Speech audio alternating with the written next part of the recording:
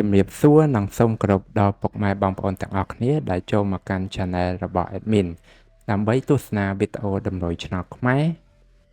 សម្រាប់ថ្ងៃទី4 ខែ 4 ឆ្នាំ 2025 សម្រាប់វេលាម៉ោង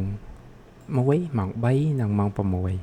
6 ដូច្នេះកុំបង្អង់យូរសូមពុកម៉ែបងប្អូនកលេចមកមើលតម្រុយ2លេខតម្រុយ2លេខ Admin គឺមានលេខ37 39 60 64សម្រាប់ប៉ោះ ABCD បន្ទាប់មកគឺខ្ទង់ O ខ្ទង់ O Admin គឺ O នៅខ្ទង់30និងខ្ទង់60សម្រាប់ប៉ោះ ABCD ដូចគ្នាបន្ទាប់មកគឺលេខពិសេសAdmin គឺមានលេខ468គុណ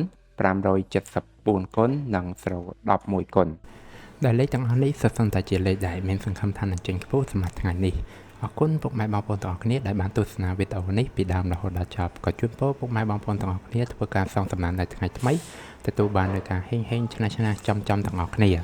ជាចុងក្រោយ Admin សូមពុកម៉ែបងប្អូនជួយ Like Subscribe និង Share ដើម្បីជាកម្លាំងចិត្តដល់ Admin ផងនិងដើម្បីពុកម៉ែបងប្អូនទាំងអស់គ្នា